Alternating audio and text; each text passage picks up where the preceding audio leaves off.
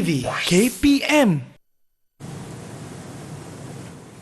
Kita sama-sama ingin mencapai kecemerlangan dalam peperiksaan SPM, maka anda sedang menonton siaran yang tepat untuk anda semua. Assalamualaikum dan selamat sejahtera. Nama saya Hanif Sean dan hari ini anda sedang menonton Didik TV KPM dalam slot sukses SPM 2022. Pecutan mata pelajaran yang sama-sama kita akan kupas hari ini ialah pertanian. Saya rasa ini tentunya sangat menarik, dan kalau kita ingin tahu siapakah guru penyampai yang akan bersama kita hari ini, jom sama-sama kita saksikan profil beliau.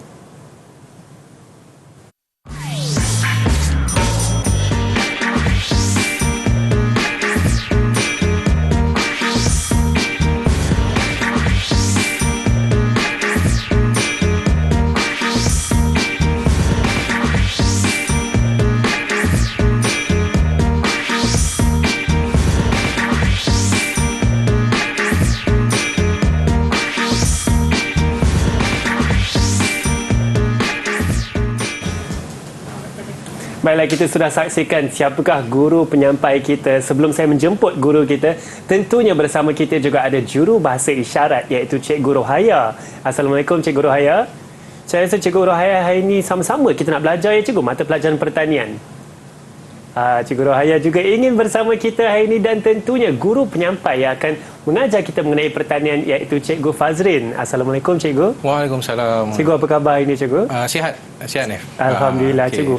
Cikgu, saya pasti banyak tips yang Cikgu akan kongsi kepada murid-murid kita yang sedang menonton sekarang untuk sama-sama kita mencapai kecemerlangan dalam SPM 2022 Cikgu Okey, insya-Allah ini kita akan lihatlah pecutan untuk bagi mata pelajaran pertanian untuk menghadapi SPM 2022. Baik, boleh kita mulakan pembelajaran kita Cikgu? Boleh. Okey, seperti biasa Sean, Hanif, sebelum saya mulakan saya akan bagi teka-teki dululah. Okey apa beza bateri dengan pensel? Beza bateri dan pensel Cikgu. Ya. Bateri ialah sel kering yang ada tenaga. Okey. Pensel alat menulis Cikgu. Ini kita bagi teka-teki gurau lah, secara gurauan lah. Okey, bateri lebih pandai lah. Bateri lebih pandai sebab apa? Sebab bateri 2A, 3A. Kalau pensel dia tak ada A, dia B. 2B, HB. Jadi bateri lebih pandai. Okey. Itu gurau-gurau je, Hanif. Okey. Saya suka jawapan ni Cikgu. Baiklah. Okey, saya teruskan dengan pecutan kita pada hari ini. Okey, untuk mata pelajaran pertanian 3729/1. Okey, seterusnya kita lihat kepada buku teks lah, pengenalan kepada buku teks. Ini adalah yang telah pelajar calon-calon SPM telah belajarlah selama 2 tahun di tingkatan 4 dan 5. Okey, kita pergi kepada penjenamaan semula mata pelajaran pertanian sejak 2017. Okey, mata pelajaran sains pertanian sebelum tu sains pertanian dia telah ditukar kepada pertanian dan dijenamakan semulalah dalam banyak perubahan lah dalam silibus. Okey. Seterusnya format pentaksiran bagi mata pelajaran pertanian. Okey, yang pertama adalah jenis instrumen. Bagi kertas 1, instrumennya adalah ujian subjektif lah pada bahagian A dan B. Pertanian ni ada dua paper paper 1 dan paper 2. Paper 2 ni kita lebih kepada kerja khusus. Jadi pelajar akan buat kerja khusus semasa PDPC lah, dan di luar lah ada guru yang buat di luar jugalah.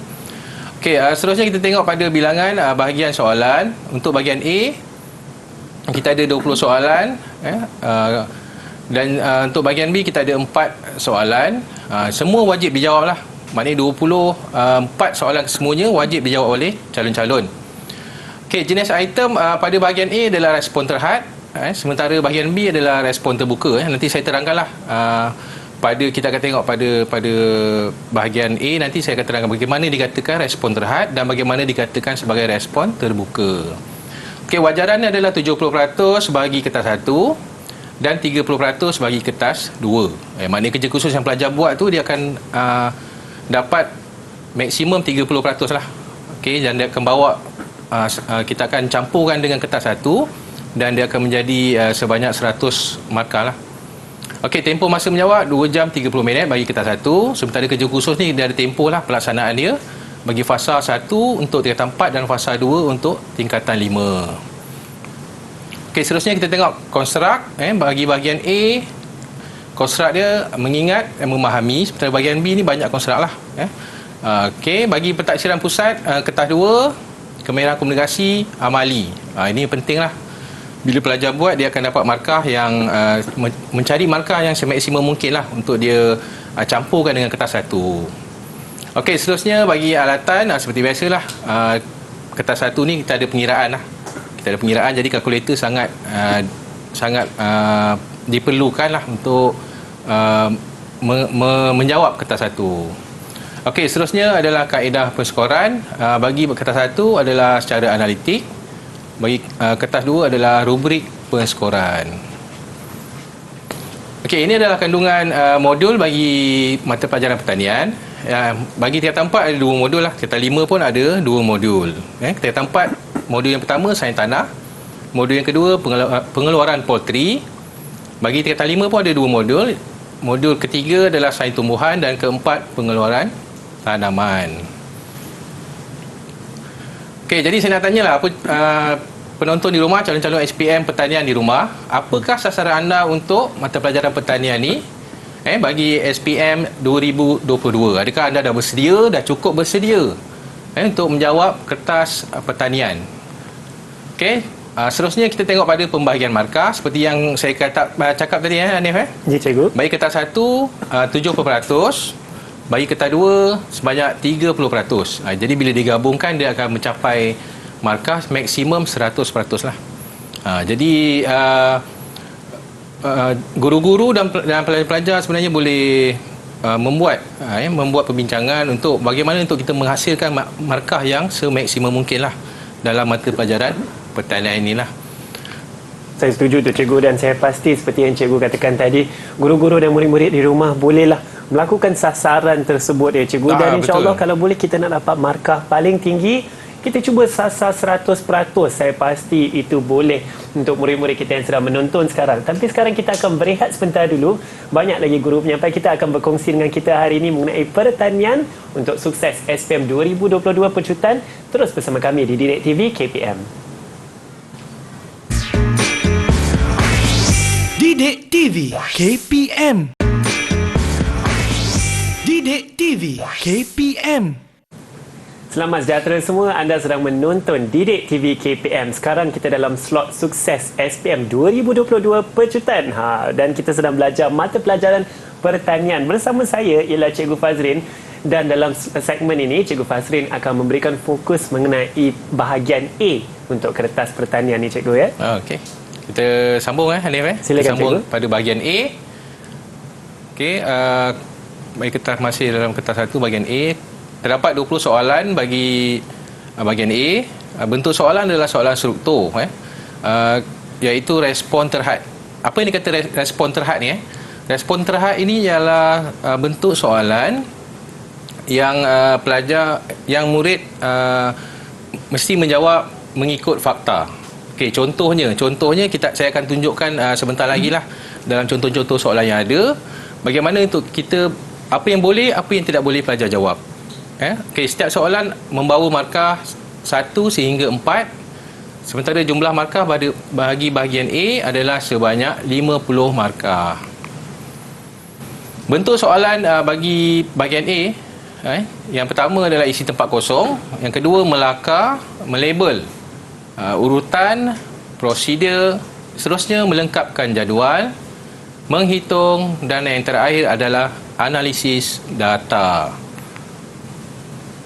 Okey, sementara konsep pada bahagian A adalah terminologi, fakta, urutan, pengelasan, kriteria, metodologi, dan yang terakhir prinsip dan generalisasi. Okey, kita pergi pada soalan, bentuk soalan yang pertama. Pengetahuan tentang nama, istilah atau memberi definisi maksud tentang sesuatu perkara. Okey, yang pertama kita tengok soalan. Dia dah bagi gambar ni, gambar struktur tanah P. Dia tak nyatakan lah, sebab itu dalam bentuk soalan lah. Dan yang kedua adalah struktur tanah Q. Okey, jadi dia tanya, nyatakan jenis struktur. Jadi pelajar terus jawab jawapan berdasarkan fakta. Pelajar tak boleh tulis selain daripada berlapis lah. Itu dikatakan respon terhad. Maknanya jawapan dia adalah terhad. Kalau pelajar jawab selain daripada berlapis, itu dah dikatakan tidak betul. Okey, Okey, jadi murid-murid di sekolah nanti boleh bertanya pada guru lah bagaimana untuk menjawab soalan respon terhad ni dengan betul. Yang kedua adalah butir rapor. Okey, jadi kalau murid-murid jawab selain daripada butir rapor, salah lah. Itu dikatakan sebagai respon terhad. Okey, seterusnya pengetahuan tentang maklumat am atau khusus, satu perkara seperti fungsi, kaedah atau tujuan. Okey, maknanya di sini kita dapat lihat Rajah 5 menunjukkan alat mekanisasi ladang, nyatakan fungsi alat itu. Okey, jadi murid-murid perlu melihat kepada soalan dengan jelas. Kadang-kadang murid-murid ni dia tak baca soalan dengan jelas, dia terus jawab. Dia terus jawab nama, dia tak bagi fungsi. Jadi murid-murid kena tengok soalan dengan betul. Apa yang dia minta. Contoh, okey, soalan yang pertama, memecah, menghancur, menggembur tanah. Okey, jawapan yang kedua, memotong, mengangkat, memecah, membalikkan tanah. Okey, seterusnya kita tengok soalan fakta yang kedua, fungsi bahagian yang berlabel. Okey. Yang pertama, laluan pergerakan keluar dan masuk air dan gas. Yang kedua, mengelak tisu daripada kekeringan ataupun pelindung kepada lapisan dalaman. Okey, ini jawapan yang murid-murid boleh nyatakanlah. Cikgu, seperti yang cikgu katakan di situ, kata kunci yang kita kena perhatikan ialah nyatakan fungsi, cikgu. Ya, betul. Bukannya nama struktur, nama bahagian. Ya, betul. Kadang pelajar murid ni dia tak nampak dengan jelas.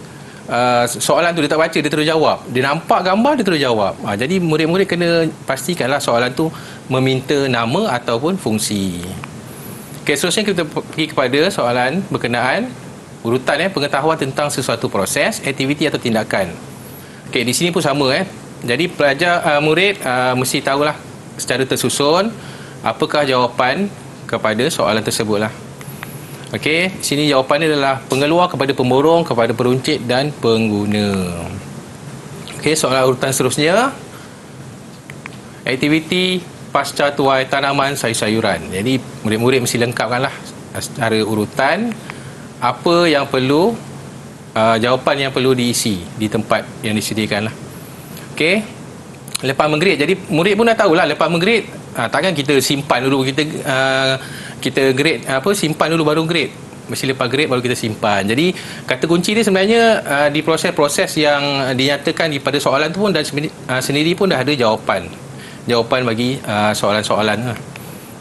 Okey, seterusnya urutan yang seterusnya, langkah penghasilan baja organik. Jadi murid-murid perlu tahulah. Sebenarnya kita dah boleh lihat jawapan yang betul sebenarnya pada soalan yang dinyatakan. Okey, jadi murid-murid kena bijak. Kita boleh lihat jawapan-jawapan yang sebenarnya ada, tapi kita perlu lihat dengan baik untuk menjawab. Okey, seterusnya adalah bagi pengelasan. Okey, pengetahuan tentang pembahagian, pengkategorian dan pengkelompokan sesuatu perkara. Okey, yang pertama, soalannya adalah tumbuhan memerlukan makro dan mikronutrien. Nyatakan dua nutrien. Yang pertama bagi makro dan dua juga bagi mikro. Okey, ini ada contoh-contoh jawapan lah. Jawapan untuk makro, karbon, hidrogen, oksigen, dan seterusnya lah sehingga sulfur. Cikgu, untuk soalan yang ni, cikgu, kalau murid tersebut tidak menyebut nama unsur tersebut, bagi contoh karbon tetapi diletaknya simbol unsur, cikgu. Karbon diletak C, hidrogen diletak H. Okey, adakah jawapan tersebut boleh diterima, cikgu? Jawapan boleh diterima tetapi tidak digalakkan. Lebih baik pelajar tulis lengkap. Kalau karbon tu tulis karbon lah. Kalau magnesium kan Mg kan, Mg, sulfur S boleh tapi tidak digalakkan. Lebih baik kita tulis yang murid-murid tulis dengan jelas supaya mudah dibaca dan disemak. Okey, ini adalah contoh bagi murid-murid di rumah untuk membuat inovasi sendiri berkenaan akronim. Murid-murid boleh menghafal secara akronim lah. Jadi yang di sini saya buat, kalau hutang orang nanti Faris kena kejar masuk sungai. Mula-mula saya nak tulis nama saya Fazli, tapi tak sampai hati pula, saya tukar Faris lah.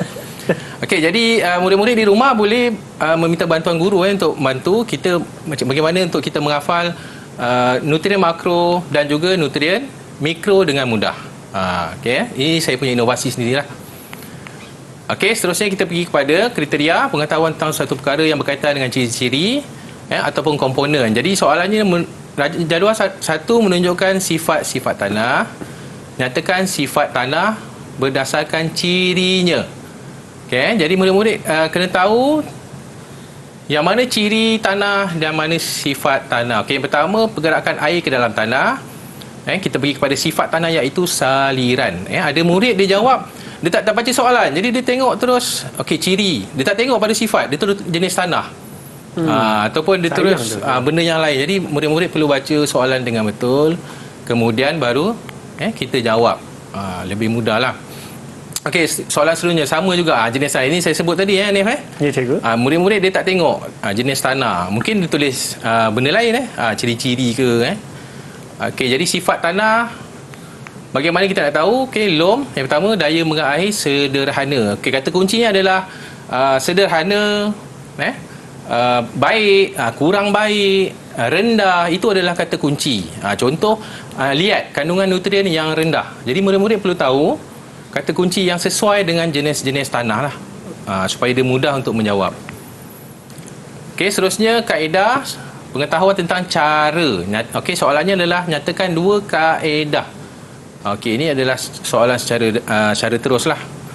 Okey, jadi murid-murid mesti menguasai kaedah-kaedah yang diperlukan untuk menentukan nilai pH tanah. Okey, seterusnya pada kaedah lagi, kita nampak gambar tu, gambar orang membaja, dan juga ada sistem pengairan. Okey, jadi nyatakan kaedah. Soalannya rajah 3 menunjukkan kaedah memperbaiki keadaan tanah. Okey, nyatakan kaedah A adalah pemugaran, okey, B pembajaan dan C adalah pengairan. Okey Cikgu, kalau ada murid yang jawab kaedahnya ialah membajak, cikgu, sebagai contoh, adakah itu jawapan yang boleh diterima untuk salah satu gambar yang telah diberi? Soalan A tu gambar A tu okey, macam saya sebut tadi, bahagian A adalah respon terhad. Okey, jadi jawapan mesti berdasarkan fakta. Murid-murid mesti menyatakan jawapan secara fakta. Kalau dia jawab selain daripada pemugaran, jawapan dia adalah salah lah. Dia tulis membajak, ataupun dia tulis menggunakan mesin bajak, itu jawapan yang salah lah. Okey, jadi murid-murid mesti nyatakan kaedah dengan fakta yang betul. Okey, kita pergi kepada soalan melibatkan kebolehan kognitif, penggunaan pengetahuan. Okey, soalannya adalah S dan T adalah dua jenis baja kimia. Hitungkan kuantiti nutrien K. Ini soalan terus berkenaan pengiraan baja. Jadi murid-murid mungkin dah ada formula masing-masing untuk mengira, untuk membuat pengiraan baja, sebab banyak banyak kaedah yang telah diperkenalkan oleh guru-guru di seluruh Malaysia berkenaan pengiraan nutrien, pengiraan baja. Okay, jadi murid-murid boleh berbincang dengan guru lah kaedah mana yang sesuai, ataupun murid ada kaedah sendiri untuk kita mengadakan formula kita sendirilah untuk memudahkan pengiraan. Okey, ini masih dalam soalan pengiraan. Rekod berat seekor puyuh. Okey, hitungkan pertambahan berat badan. Okey, jadi kita tengoklah berat badan kita tolakkan 300 gram semasa dijual dan juga semasa menetas. Okey, kemudian NPM. NPM pun ada formulanya tersendirilah. NPM pun ada formula tersendiri. Jadi murid-murid perlu kuasai formula-formula tersebut, sama ada formula pengiraan baja, NPM. Okey, seterusnya. Baiklah cikgu, saya rasa cikgu telah berkongsi begitu banyak teknik menjawab untuk bahagian A mengikut konstruk yang sesuai dengan soalan tersebut, cikgu. Okay. Dan sekarang kita akan berehat sebentar. Tentunya banyak lagi Cikgu Fazrin akan berkongsi dengan kita mengenai mata pelajaran pertanian dan juga teknik-teknik menjawab soalan SPM. Kita akan berehat sebentar. Pastikan anda terus bersama kami di Sukses SPM 2022 Pecutan di Didik TV KPM. Didik TV KPM. Didik TV KPM. Hai semua, anda sekarang sedang menonton slot Sukses SPM 2022 Pecutan di Didik TV KPM. Bersama saya ialah Cikgu Fazrin, dan Cikgu Fazrin akan berkongsi dengan kita mengenai mata pelajaran pertanian, khususnya teknik menjawab bahagian B. Bahagian B. Ya, Cikgu? Okay. Ya. Baik, Kita akan sambung kepada bahagian B, Hanif. Silakan, Cikgu. Okey, kita tengok pada bentuk soalan pada bahagian B. Okey, terdapat 4 soalan besar. 4 soalan besar ni sebab apa saya sebut besar? Sebab dia ada anak-anak dia lagi lah. Mungkin 1A, 1B, 1A tu pun kadang dia ada 1A1, 1A2. Okey, itu dikatakan 4 soalan besar lah. Okey, jadi murid-murid mesti menjawab semua soalan. Okey, bentuk soalan adalah secara esei. Respon tidak terhad. Okey, respon tidak terhad ni maknanya jawapan dia boleh secara dibuat secara secara esei, tapi tertakluk kepada kita tidak boleh jawab secara ni jugalah. Dia ada limit ni juga, dia ada had ni juga. Okey, kita pergi kepada jenis soalan. Okey, 2 soalan adalah sebanyak 10 markah dan 2 soalan lagi adalah sebanyak 15 markah. Jadi total adalah 50 markah bagi bahagian B. Masa yang dicadangkan tak semestinya murid-murid perlu ikutlah masa yang dicadangkan. Okey, masa yang dicadangkan adalah untuk menjawab bahagian B adalah 1 jam 15 minit. Okey, kita tengok panduan menjawab soalan. Yang pertama, murid mesti baca soalan dengan tenang dan cermat. Kadang ada murid ni dia baca secara gopoh dan bila dia jawab tu dia dah ada jadi masalah lah. Dia tak jawab dengan tenang. Okey. Yang kedua, kenal pasti dan garis kata kunci bagi setiap soalan. Okey, bila kita dah dapat soalan tu, kita dah pergi pada bahagian B, kita mesti tengok apa kata kunci bagi soalan tersebut. Okey, dan kita lebih mudah jika kita gariskan dengan pembaris. Okey, jadi kita lebih nampaklah kata kunci tersebut. Okey, kemudian tulisan mesti jelas dan mudah dibaca. Okey, ini yang jadi masalah kepada murid-murid. Tulisan mesti dibaikilah. Kalau boleh tulisannya mesti kemas. Tak perlu cantik pun tak apa, kemas. Jadi lebih mudah dibaca. Okey, seterusnya penulisan format secara point. Point ni maknanya tidak secara esei ataupun karangan. Nanti saya akan tunjukkan contoh bagaimana untuk menjawab secara point. Okey, bagi soalan nyatakan fakta sahaja 1 markah.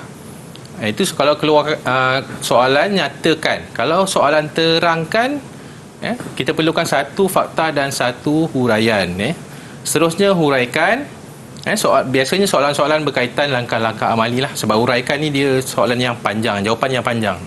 Di situlah saya pasti kata kunci yang harus digariskan juga. Betul. Nyatakan, terangkan atau huraikan. Betul ya, Nif. Okey, kita sambung lagi Okey, seterusnya panduan menjawab. Jawapan dalam bentuk point. Saya cakap tadi dah, bentuk point dan berstruktur. Nyatakan sama macam tadi. Terangkan, tulisan ringkas dan padat. Mesti ringkas dan padat. Sebab pertanian ni satu mata pelajaran yang bukannya macam bahasa Melayu, bahasa Inggeris. Dia karangannya mesti ikut format. Jadi pertanian ni dia tak ada dia tak perlu panjang-panjang ayat puisi, ayat puitis, tak perlu jadi kita terus pergi kepada jawapan yang ringkas dan juga padat. Okey, seterusnya macam saya cakap tadi, tiada pendahuluan. Terus kepada isi. Kita direct terus Okey, seterusnya jangan bermain dengan masa. Macam cakap tadi tak perlu nak tulis pantun ke puitis-puitis. Jadi kita terus pergi pada jawapan. Jangan mengulangi contoh, huraian jawapan pada fakta lain. Okey, kemudian jawab mengikut markah yang diberikan. Kalau minta 4, kita bagilah 2 fakta, 2 huraian, 4 markah. Okey, kalau pengiraan mesti tunjukkan jalan kerja. Tunjukkan jalan kerja. Biasanya murid-murid ni ada setengah dia kelang kabut menjawab, jadi dia lupa nak tulis jalan pengiraan. Jadi ini dah memberi kesan lah kepada markah. Okey, kemudian kesalahan unit. Contohnya berat baja dia tulis RM. Sepatutnya berat kg atau gram kg kilogram kan. Tapi kadang ada murid dia kelang kabut dia buat dengan gopo, jadi dia tulis berat, dia tulis RM. Bila ringgit kadang dia tulis kilogram. Jadi itu memberi kesan lah. Okay, jadi murid mesti tenang lah untuk menjawab bahagian B. Okey, lebih berkesan kita jarakkan antara fakta ataupun buat garisan pada jawapan. Tulisan nyata, senang baca dan berformat. Maknanya tak berterabur lah. Tulisannya mesti cantik lah. Dia punya poin-poin yang dinyatakan. Okey, kemudian cara menulis jawapan yang digalakkan. Ini saya sebut tadi Hanif. Ya, cikgu. Cara menulis jawapan yang digalakkan secara point. Secara point, okey, Kita tengoklah. Kita tengok jawapan yang tidak digalakkan. Okey, ini saya sebut tadi, dia bawa karangan. Jadi lebih menyukarkan untuk ditandalah oleh pemeriksa. Okey. Seterusnya kita tengok konstruk bahagian B. Kita akan tengok contoh-contoh soalan yang ada.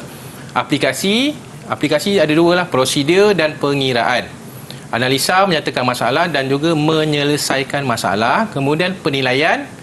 Okey, kita ada soalan membuat perbandingan dan juga membuat pilihan. Okey, seterusnya mencipta, iaitu cipta sesuatu yang baru dan juga inovasi. Okey, yang pertama kita pergi kepada aplikasi prosedur. Okey, contoh soalan yang ada yang dinyatakan di skrin. Kebolehan menggunakan prinsip dan generalisasi pada satu masalah dan situasi baru. Okey, contoh soalan Rajah 2 menunjukkan salah satu langkah bagi menghasilkan baja organik. Kenal pasti jenis baja organik. Kenal pasti. Kenal pasti. Jadi murid-murid boleh cari kata kunci pada soalan tersebut. Kemudian huraikan. Ni biasa cakap huraikan berapa markah. Kita perlu tulis huraikan biasanya panjang. Panjang. Jadi murid mesti tahulah markah tersebut berapa. Kalau 10 markah, jadi murid-murid dah tahulah dia tak mungkin dia akan jadi ringkas jawapannya. Okey. Kalau huraikan tu ada langkah-langkah yang tertentu lah di situ. Ya. Jadi murid-murid dah boleh kenal pastilah. Bila huraikan ni dia mesti jawapan yang panjang. Okey. Kemudian kita pergi kepada aplikasi yang kedua, iaitu aplikasi pengiraan. Okey, seperti yang kita boleh tengok, kebolehan menggunakan prinsip dan generalisasi pada satu masalah dengan situasi baru. Okey, jadual menunjukkan grade dan harga 3 jenis baja lurus. Ini dia minta untuk buat pengiraan kuantiti setiap baja. Okey, jadi murid dah tengok situ 9 markah. 9 markah, jadi murid dah boleh kenal pasti 3 soalan, jadi dia boleh bagikanlah. Setiap soalan 3 markah. Jadi ini soalan pengiraan mesti menunjukkan jalan pengiraan. Murid-murid tak boleh terus tulis jawapan. Ini akan memberi kesan kepada markah lah. Okey, kita pergi kepada seterusnya. Okey, ini adalah kaedah untuk menjawab soalan pengiraan baju tadi lah. Mesti ada jalan kerja, mesti ada jawapan yang tepat. Okey. Seterusnya kita pergi kepada menganalisis. Kebolehan memisahkan suatu set komunikasi kepada beberapa bahagian sehingga satu bentuk pertalian antara bahagian yang membina. Komunikasi itu dapat dilihat dengan jelas. Okey, ini analisis. Soalan analisis. Terangkan pola harga jualan ayam di Rajah 1. Jadi murid-murid mesti menganalisis graf. Graf yang dinyatakan. Okey, bagaimana untuk kita mendapatkan jawapan yang betul? Okey, ini adalah jawapan yang dicadangkan. Pada bulan Januari dan Februari, harga jualan ayam tetap pada harga RM6.50. Okey, apa yang saya lihat, murid-murid sebenarnya takut untuk menjawab soalan analisis ni. Kebanyakan murid memang takut untuk menjawab soalan analisis sebab dia anggap jawapan ni sukar dan susah. Sebenarnya mudah. Sebenarnya soalan analisis sangat mudah. Murid-murid lihat pada graf dan tukarkan graf itu kepada perkataan. Okey? Macam yang kita lihat ni Hanif. Ya, cikgu. Jadi murid-murid tengok graf, tukar kepada perkataan. Jadi dia dah mendapat jawapan yang betul. Jadi tak perlu takut. Apa yang saya lihatlah sepanjang pengalaman saya mengajar, murid-murid sangat takut untuk soalan analisis. Okey, jadi tak perlu takut. Kita yakin dan kita keluarkan apa yang ada di graf itu, kita nyatakan dalam bentuk ayat. Okey? Seperti yang cikgu katakan, kita hanya perhatikan apa yang telah diberikan di sana dan kita berikan interpretasi kita. Ya, betul. Perkataan yang graf, sesuai ni, interpretasi. Ya. Okey, sangat bagus. Okey, jadi macam ni saya katalah, kita mengeluarkan apa yang ada di graf tu dan kita nyatakan dalam bentuk ayat. Sangat mudah sebenarnya, tapi pelajar murid kita ni takut dia takut nak menjawab soalan analisis ni. Tapi saya pasti ramai yang lebih berani lepas ni, cikgu, selepas kita dah belajar ni. Okey, seterusnya kita pergi kepada menilai. Kebolehan membuat pertimbangan dengan menggunakan kaedah kriteria atau standard untuk menentukan sesuatu yang dihasratkan. Okey. Contoh soalan berdasarkan jadual 6, nyatakan pulangan modal yang tertinggi. Okey, ini pun sama soalan yang murid sangat takut untuk jawab. Okey. Jadi sepatutnya lebih mudah lah sebab kita boleh lihat, boleh baca di dalam jadual yang diberikan dan kita keluarkan dalam jawapan dia dalam bentuk ayat. Yang ini pun sama, kita tengok bidang mana yang modal tertinggi. Macam mana nak cari modal. Jadi murid-murid mesti menguasai semua tu, pengiraan. Bagaimana formula untuk mencari menjawab formula untuk mendapatkan modal, formula untuk mendapatkan keuntungan. Okey, jadi murid-murid perlu menghafal lah formula-formula yang ada. Okey, kemudian kita pergi pada soalan seterusnya, nilaikan prestasi ketiga-tiga bidang. Okey, jadi kita mesti menilai ketiga-tiga bidang tadi. Saya pergi semula. Kita melihat kepada graf, murid-murid mesti merujuk semula graf gambar rajah jadual yang telah diberikan dan kita nyatakan di dalam ayat. Okey, contoh jawapan bidang usaha cili paling tinggi keuntungan iaitu 8,000 berbanding terung dan kobis. Okey, murid-murid, jadi lebih mudahlah sebenarnya kalau kita baca soalan dengan baik, kita lihat jadual yang diberikan dengan baik, insya-Allah lebih mudah untuk kita menjawab. Soalan menilai seterusnya, hitung pulangan modal.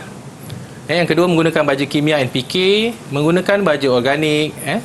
Seterusnya, tentukan jenis baju manakah yang paling baik. Okey, tentukan jenis baju manakah yang paling baik. Okey, yang pertama kita lihat pengiraan.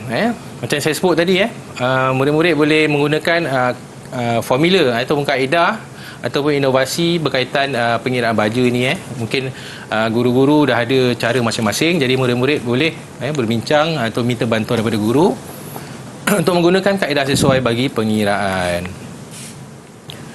Okey, ini adalah soalan yang kedua, jawapan bagi baju kimia, organik dan juga NPK. Okey, bila keluar soalan perbezaan, kita tengok balik soalan Boleh ni Ya, cikgu. Dia minta tentukan jenis baju manakah yang paling baik.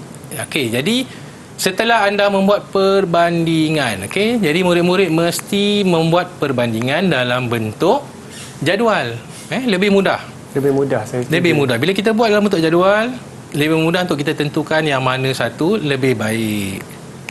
Lebih mudah untuk murid membahagi jawapan mereka. Lebih mudah juga untuk penyimak merujuk jawapan tersebut. Betul, cikgu. betul ni. Baik, cikgu, saya rasa banyak tips yang telah Cikgu Fazrin berkongsi dengan kita sekarang. Tapi kita akan berehat sebentar saja. Teruskan bersama kami tau. Jangan ke mana-mana. Banyak lagi Cikgu Fazrin ingin berkongsi dengan kita dalam Sukses SPM 2022 Pecutan di Didik TV KPM. Didik TV KPM. Didik TV KPM. Hai semua, anda sekarang sedang menonton Didik TV KPM. Kita dalam slot Sukses SPM 2022 Pecutan. Di sinilah guru kita akan berkongsi mengenai tips-tips untuk sama-sama kita cemerlang, dan mata pelajaran yang kita belajar hari ini ialah pertanian. Bersama saya ialah Cikgu Fazrin. Cikgu, dalam segmen ni cikgu akan berkongsikan lebih lanjut mengenai lakaran dalam pertanian, ya cikgu? Ya, biasanya soalan lakaran ni dia akan keluar pada bahagian B. Bahagian jadi B. kita akan tengoklah bagaimana untuk melakar dengan betul dan mendapatkan jawapan yang semaksimum mungkin. Boleh saya teruskan ni? Silakan cikgu. Okey, seterusnya adalah lakaran dalam pertanian. Okey. Yang pertama kita pergi kepada soalan mencipta. Okey, terdapat empat konstruk lah di dalam lakaran ni. Okay, yang pertama kita tengok pada mencipta. Soalannya adalah Puan Salma suka menternak ayam kampung. Beliau ingin membina satu reban yang kondusif. Okay, dan seterusnya lah. Kawasan disediakan waktu siang dan malam. Okay, boleh bergerak bebas. Itu antara kata kunci yang murid-murid boleh gariskan lah. Okay, yang pertama, boleh bergerak bebas. Okay, jadi ciri-ciri sangka yang kita nak bina nanti, yang kita nak lukis, lakarkan. Okay, yang pertama, ciri-cirinya adalah boleh bergerak bebas. Kawasan disediakan pada waktu siang dan malam dalam reban. Okey, jadi kita tengok soalannya yang pertama adalah cadang dan lakarkan satu sistem penternakan yang sesuai. Okey, ini adalah cadangan jawapan. Cadangan jawapan yang dicadangkanlah. Okey, jadi murid-murid boleh melakar dan melukis berdasarkan kreativiti masing-masing. Okey, terdapat dua jenis lah bagi soalan mencipta lakaran. Lakaran ni yang pertama boleh diubah suai dan yang kedua tidak boleh diubah suai. Okey, jadi ini adalah contoh bagi lakaran yang boleh diubah suai. Jadi murid-murid boleh mengikut kreativiti masing-masing, sama ada reka bentuk, tapi mengikut ciri-ciri yang diminta oleh soalan. Okey, murid-murid mesti rujuk semula kepada soalan. Okey, ciri-ciri apa yang diperlukan bagi kita melakar dalam jawapan tersebut. Okey, ini adalah contoh cadangan markah. Yang pertama, lakaran satu markah. Ini adalah sekadar contoh, boleh berubah mengikut keadaan soalan. Yang penting label. Murid-murid mesti melabel, mesti melabel. Sebentar ini saya akan tunjukkan contoh soalan yang dilabel. Okey, anda dikendaki mereka cipta satu alat perangkap serangga menggunakan botol minuman plastik berikut. Bagaimana untuk kita mencipta? Mereka cipta satu alat perangkap serangga. Okey, gambar diberi adalah gambar botol air mineral. Okey, ini adalah cadangan jawapan. Bagaimana kita mencipta perangkap serangga tersebut. Ini label yang saya nyatakan tadi lah. Mesti murid-murid jangan takut untuk melabel lakaran. Okey, label dengan betul, label dengan tepat, label dengan jelas. Kita boleh buat tarik anak panah dan kita nyatakan label tersebut lah. Okey, contoh tali untuk gantung, mesti tebuk lubang, ataupun tulis lubang pun boleh, tak masalah. Air. Okey, seterusnya adalah kemahiran mencipta. Soalannya adalah anda berhasrat menternak puyuh pedaging di ruang belakang rumah anda. Okey, Hanif, biasanya soalan mencipta ni dia akan bagi soalan situasi. Boleh jadi Hanif ingin menternak puyuh pedaging di ruang belakang rumahnya. Okey, jadi soalannya berdasarkan Raja 4, lakar dan labelkan sebuah reka bentuk sangka yang anda cadangkan itu. Okey, ini soalan. Okey, ini adalah contoh jawapan. Okey, bagi soalan tersebut. Okey, jika kita tengok label, murid mesti labelkan semaksimum yang mungkin lah untuk mendapatkan jawapan yang maksimum. Jangan takut untuk melabel. Kadang murid ni dia agak takut untuk meletakkan label pada lakaran. Jadi kita tak perlu takutlah. Kalau saya perhatikan dari gambar ini juga, cikgu, kita kena kenal pasti komponen-komponen untuk setiap bahagian yang telah kita lukis atau kita lakarkan itu, cikgu. Ya, betul. Bila kita dah lakar dah siap, kita dah pastikan komponen-komponen tersebut, kemudian kita label. Dia pelajar dia takut untuk melabel. Dia sendiri yang lukis, murid sendiri yang lukis, dia pula yang takut untuk melabel. Jadi jangan takut. Kita label semaksimum yang boleh untuk kita mendapatkan markah yang maksimum. Okey, ini satu lagi contoh bagi jawapan bagi soalan tersebut lah. Okey, untuk lakaran bagi perumahan poultry kita boleh lihat pada muka surat di buku teks tingkatan 4 pada muka surat 134. Jungka sangka ayam, murid-murid di rumah mungkin dah ada buku teks di tangan, dah boleh buka, boleh kita semak lah sama-sama. Boleh buka muka surat 134 untuk sangka puyuh dan 135 untuk sangka ayam. Okey, markah bagi sangka puyuh dari aspek yang saya sebut tadi lah, label, susun atur, mesti jelas. Susun atur pun mesti jelas. Ada pelajar, ada murid kadang dia lukis sengit, lakaran tu tidak menunjukkan saiz yang tepat lah. Dia mesti sesuai mengikut soalan. Kekemasan perlu dijaga. Kalau kita garis dengan betul. Kalau kita buat jaring, macam dalam gambar di skrin ni, kalau kita buat jaring, kita buat dengan betul. Jadi lebih kemas kita lakaran kita. Okey, seterusnya struktur lakaran yang betul. Nisbah dia mesti betul lah. Kalau saiz sangka tu mesti sesuai dengan saiz mentol. Tak adalah mentol lebih besar daripada sangka ataupun tempat makanan dan minuman lebih besar daripada sangka ataupun penuh sangka. Jadi mesti sesuai. Saiz komponen itu, alat-alat keperluan peralatan mesti sesuai dengan saiz sangka yang dilakar. Kita mengikut logik juga di sini. Mengikut logik betul ni. Okey, ini struktur dalaman tumbuhan. Okey, ini yang saya katakan tadi, jenis lakaran yang tidak boleh diubah suai. Tadi macam saya pergi semula kepada lakaran sangka puyuh tadi. Itu adalah lakaran boleh diubah suai mengikut keadaan kreativiti murid-murid ataupun mengikut kehendak soalan. Okey, kemudian kita pergi pada struktur dalaman tumbuhan. Ini adalah lakaran yang tidak boleh diubah suai. Sebab apa? Sebab dia dah ada gambar yang dinyatakan di dalam buku teks. Jadi murid-murid tak boleh ubah suai. Kalau struktur anatomi akar mesti berbentuk seperti akar lah. Dia tak ada mengikut kreativiti murid. Okey, jadi ini adalah soalan lakaran bagi lakaran yang tidak boleh diubah suai. Okey, murid-murid yang ada buku teks di rumah boleh lihat pada muka surat 21 kita ada struktur anatomi akar.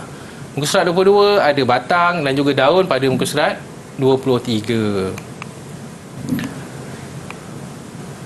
Okey, bagi jawapan yang perlu kita lihat ciri-ciri jawapan yang betul yang boleh mendapatkan markah maksimum. Kekemasan mesti jelas. Okey, kekemasan yang pertama, kedua jelas. Yang kedua, yang ketiga label dengan betul. Murid-murid mesti mengenal pasti setiap label mestilah betul. Dan seterusnya struktur lakaran juga adalah struktur lakaran yang betul. Okey, ini dikatakan struktur anatomi batang. Jadi apa yang ada di dalam buku teks seperti itu jugalah yang murid-murid mesti lukis. Tak boleh ubah suai. Sebab dia jenis lakaran yang tidak boleh diubah suai. Ini adalah contoh struktur anatomi batang. Label dengan kemas, lukis dengan kemas, warna pun dengan kemas. Baru kita boleh mendapatkan markah yang maksimum. Lebih jelas juga dengan lebih label jelas. yang sepatutnya, warna yang sepatutnya, mudah untuk membezakan sebagai contoh antara struktur epidermis dan struktur endodermis di situ. Betul. Betul ni. Kadang ada murid dia main warna je. Kadang sepatutnya warna hijau tapi dia buat warna merah. Itu adalah jawapan tidak digalakkanlah salah lah. Jadi tidak mengikut spesifikasi jawapan yang betul lah. Penting label yang pertama saya tekankan kat sini, label. Jangan takut untuk melabel murid-murid. Kita kena berani untuk melabel. Kalau salah kita dah cuba yang terbaik. Kalau betul, alhamdulillah rezeki kita. Okay, jadi murid-murid mesti pastikanlah label dengan betul. Seterusnya kita pergi kepada reka bentuk sistem penanaman.